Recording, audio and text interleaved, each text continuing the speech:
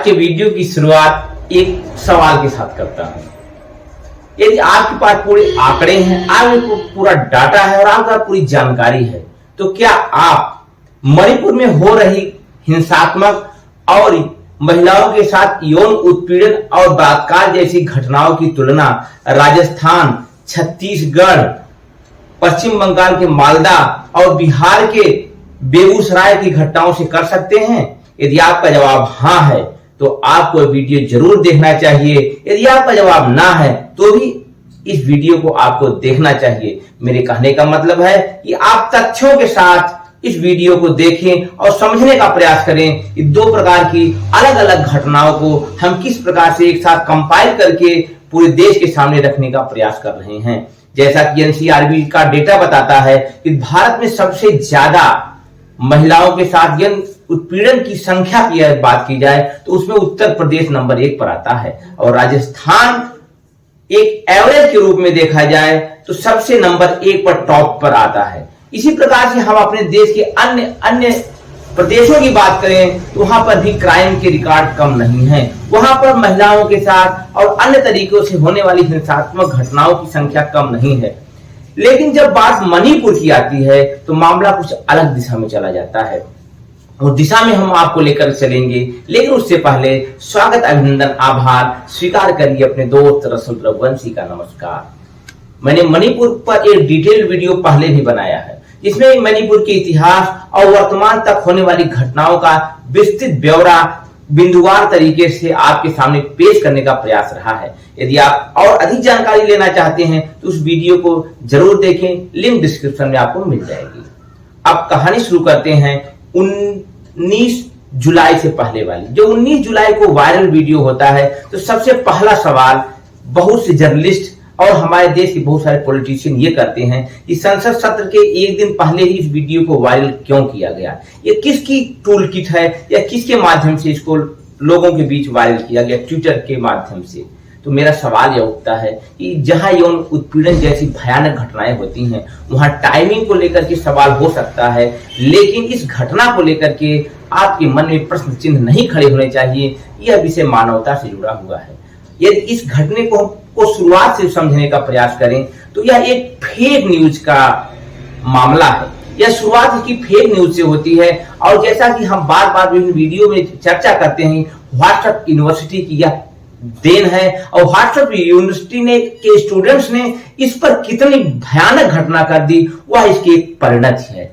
बात 4 मई 2023 की है जब मणिपुर के चूड़ाचांदपुर, बिष्णुपुर, इम्फाल जिलों में भयानक हिंसा तेजी पर पकड़ चुकी थी और एक वीडियो जो कि बहुत पुराना था, लगभग नवंबर 2022 का वीडियो था और इस वीडियो का कोई भी संबंध मणिपुर से नहीं था, इसका संबंध दिल्ली से था। वहां पर एक महिला के शरीर को प्लास्टिक में लपेटा हुआ एक फोटो वायरल किया जाता है और यह संदेश दिया जाता है कि मैतेई पुरुषों ने कुकी महिलाओं के साथ गैंगरेप किया और उसके बाद उन्हें मार दिया, एसेसिनेट कर दिया।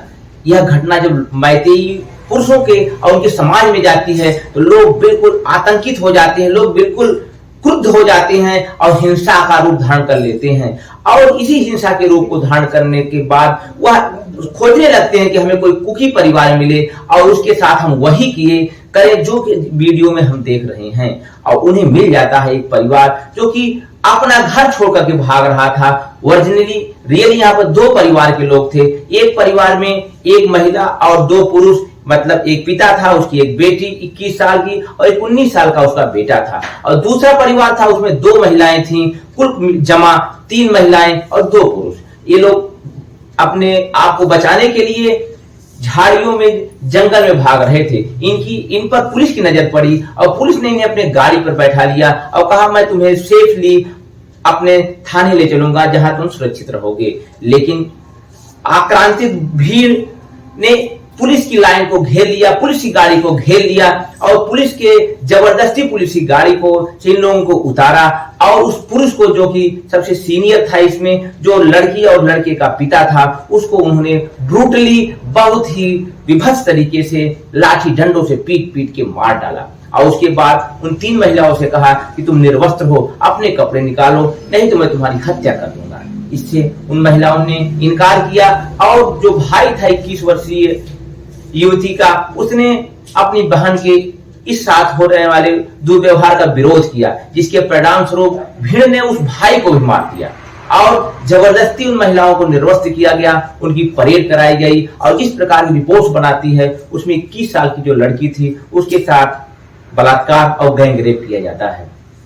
यह एक मैं फैक्चुअल घटना आपके सामने रख रहा हूं कि आखिर हुआ क्या और इसके परिणाम क्या हुए। यह घटना है 4 मई की और आपको जान के ताज्जुब होगा, थाउबल में होने वाली जिला थाउबल में होने वाली इस घटना का जो पहला एफआईआर दर्ज किया गया वह दर्ज किया गया 18 मई को, जबकि वहां के लोकल लोग ने इस बात को पूरी तरीके से स्पेकुलेट किया गया और चूंकि यह घटना जिस स्थान पर थी वहां पर कार्रवाई करने में पुलिस सक्षम नहीं थी, इसलिए इसको ट्रांसफर किया गया उस जगह पर जहां पर आरोपी रह रहे थे और इस समय इसमें लग जाता है कुल मिलाकर के 21 जून तक का डेट और 21 जून को जब होती है तो कोई कार्यवाही नहीं होती है। मतलब आप समझ सकते हैं कि 4 मई की घटना और 19 जुलाई को वायरल वीडियो से पहले किसी प्रकार की शासन प्रशासन द्वारा कोई प्रोएक्टिव स्टेप नहीं लिए जाते हैं। यह तब होता है जब वीडियो वायरल होता है और हेरा दास सिंह जो कि मुख्य आरोपी था उसको गिरफ्तार करती है पुलिस 19 जुलाई को। यह इस बात को बताता है कि जब तक वीडियो वायरल नहीं होंगे तब तक क्या हम प्रतिक्रिया नहीं करेंगे और इंडिया टुडे जो कि भारत का एक सम्मानित न्यूज चैनल है, एक न्यूज एजेंसी है, उसे बात करते हुए बीरेन सिंह जो कि मुख्यमंत्री हैं मणिपुर के, उन्होंने कहा कि ऐसी सैकड़ों घटनाएं हुई हैं। यदि इस सच्चाई पे विश्वास किया जाए तो क्या ऐसी सैकड़ों घटनाएं मणिपुर में घटित हुई और एक घटना की वीडियो वायरल हुआ और एफआईआर एक हुई और गिरफ्तारी इस प्रकार से एक हुई, तो क्या इस घटना को आप अन्य राज्यों से तुलना कर सकते हैं? मणिपुर में आज गृह युद्ध जैसी स्थिति है, उसके बाद भी हमारे प्रधानमंत्री जी इस पर बोलते नहीं है। मैं मानता हूं बोलना उचित नहीं है, बहुत ज्यादा इस पर बोलने से कुछ प्रतिक्रिया करने से कुछ होता नहीं है, लेकिन कम से कम जब हमारे प्रधानमंत्री शबाना आजमी के स्वास्थ्य होने के लिए कामना कर सकते हैं और विभिन्न देशों की यात्रा पर जा सकते हैं, सैकड़ों ट्वीट कर सकते हैं, क्या शांति के लिए एक ट्वीट नहीं किया जा सकता है? हालांकि सरकार ने इस पर एक्टिवली पार्टिसिपेट करने का प्रयास किया केंद्र सरकार ने और गृह मंत्री जी 4 दिनों तक बैठे रहे मणिपुर में, वहां के विभिन्न समुदायों से चर्चा की, लेकिन कुल जमा इसका कोई नतीजा नहीं निकला और हिंसा बदस्तूर जारी रही। यहां तक कि जो वहां के मैतेइयों के संगठन था यूनिटी फॉर मैतेई के लोगों ने कहा कि गृह मंत्री जी ने 15 दिन में दोबारा आने का वादा किया था, लेकिन उस वादे को उन्होंने पूरा नहीं किया। यह पूरी तरीके से नेग्लिजेंस है, पूरी हमारी सिस्टम का फेल्योर है। मैं किसी दल विशेष की या किसी विचारधारा विशेष का विरोध या फिर समर्थन नहीं कर रहा हूं, मैं इस बात को आप तक बताने का प्रयास कर रहा हूं कि आपको जागना होगा और उससे बाद की जो घटनाएं होती हैं उसको जान के आपके और अजीब सा लगेगा। भारत की सबसे बड़ी एजेंसी जिसे कहा जा सकता है एनआईए ट्वीट करती है कि इसमें अब्दुल खान का हाथ था, जो मुख्य आरोपी हेरा दास सिंह जिसको मैंने बताया उसको उन्होंने अब्दुल खान के रूप में प्रचारित किया और उसका यह परिणाम हुआ कि विभिन्न पार्टियों के लोगों ने और विभिन्न व्यक्तियों ने इसको एक मुस्लिम एंगल देने का प्रयास कर दिया। हालांकि बाद में एनआई ने अपने ट्वीट को डिलीट किया, लेकिन उससे पहले कहा जाता है कि आप फैल चुकी थी। और जब तक सच्चाई एक कदम बढ़ती है तब तक झूठ पूरे शहर का चक्कर लगा लेता है, ऐसी कहावतें आपने सुनी होगी। तो इस प्रकार की जिस प्रकार नेग्लिजेंस होता है और जो प्रधानमंत्री स्टेटमेंट भी देते हैं मणिपुर पर, तो वह राजस्थान और छत्तीसगढ़ को भी लपेट देते हैं। तो इन बातों को समझना होगा। देश में होने वाला एक एक कांड, एक एक दुर्व्यवहार आपको दुखी करना चाहिए, आपको इस प्रकार से प्रेरित करना चाहिए कि हमको इसके विरुद्ध खड़ा होना है, आवाज उठानी है। इन घटनाओं को लोगों तक पहुंचाइए, लोगों को बताइए कि लोग आप वहसी मत बनिए, आप एक सभ्य देश के सभ्य नागरिक बनिए। हम बड़े शान से कहते हैं मेरा भारत महान, भारत माता की जय, वंदे मातरम। इन बातों से क्या यह बात प्रमाणित होती है कि हम अपने देश से प्रेम करते हैं? वाकई में देश में प्रेम करने का सबसे अच्छा तरीका यह है कि देश में होने वाली हर घटनाओं पर आप पैनी निगाह रखें। वह देश के किसी कोने में हो रही हो, किसी के साथ अन्याय हो रहा हो, यदि आप ऐसा नहीं करेंगे तो ये अन्याय अत्याचार आपके भी दरवाजे पर दस्तक देगा, तो आपके साथ भी खड़ा होने वाला कोई नहीं मिलेगा। आप भी मीडिया की सनसनी बन जाएंगे, ब्रेकिंग न्यूज बन जाएंगे, लेकिन जब ये न्यूज ब्रेक हो जाएगी, समाप्त हो जाएगी, तो आपका दामन पकड़ने वाला, आपकी अंगुली थामने वाला कोई नहीं मिलेगा। आपको समझना होगा मणिपुर इस देश का एक इंटीग्रेटेड पार्ट है। इस मणिपुर का हर व्यक्ति, हर नागरिक हमारा भाई बहन है। वहां चाहे कुकी हो, चाहे मैतेई हो, उनका मतभेद है और उस मतभेद की लंबी परंपरा है, जिसको मैंने अपने वीडियो में समझाने का प्रयास किया है। तो उसका समाधान हमें मिल बैठकर करना होगा।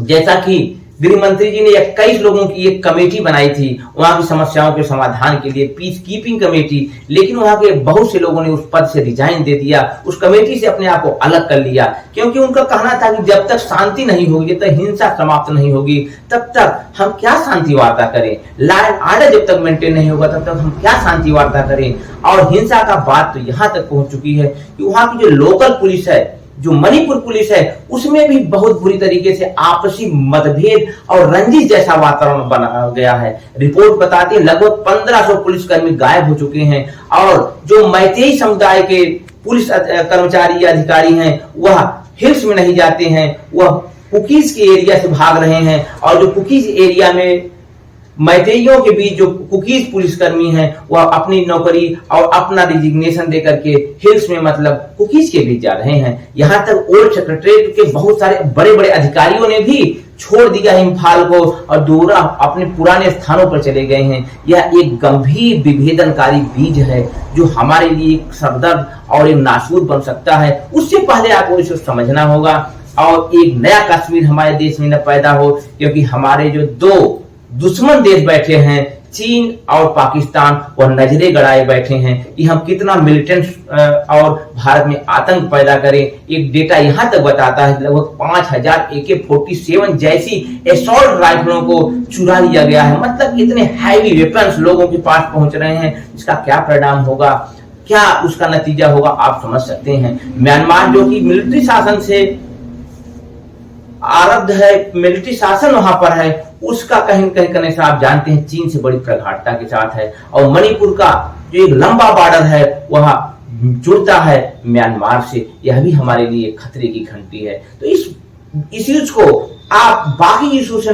जोड़ने का प्रयास न करें, क्योंकि यह इशू बिल्कुल अलग किस्म का इशू है। बाकी समस्याएं लॉ एंड ऑर्डर की हैं, हालांकि उसकी भी भर्त्सना की जानी चाहिए, वहां की सरकारों को कटघरे में खड़ा किया जाना चाहिए। लेकिन मणिपुर गृह युद्ध की कगार पे खड़ा है। वहां की जो व्यवस्था है, बड़े बड़े अधिकारी, बड़े बड़े जो वहां के पुलिस अधिकारी हैं, जो सेना से रिटायर्ड बड़े बड़े अधिकारी हैं, लेफ्टिनेंट कर्नल रैंक तक के लोगों ने कहा है यहाँ की स्थिति सीरिया, यमन जैसी होती जा रही है, यहाँ की स्थिति जो है वह भयावह होती जा रही है। तो आप उनके साथ खड़े होइए, यूनाइट फॉर मणिपुर, आप इसको ध्यान में रखिए।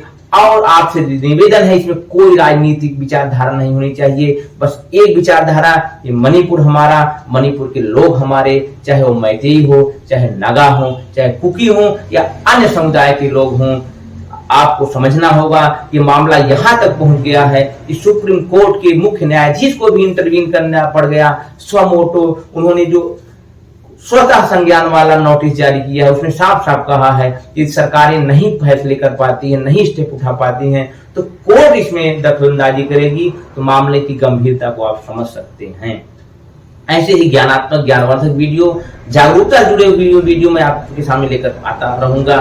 और आप जागरूक रहें, समझदार रहें और एक लोकतांत्रिक देश के मजबूत नागरिक बने, ऐसा मेरा प्रयास होता है। इन्हीं बातों के साथ, इस उम्मीद के साथ विदा लेता हूँ कि जल्द ही आपके साथ फिर रूबरू होऊंगा।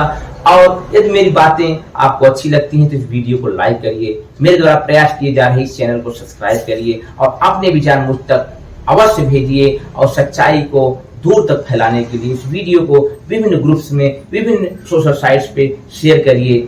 उम्मीद है जल्द मिलता हूँ। नमस्कार।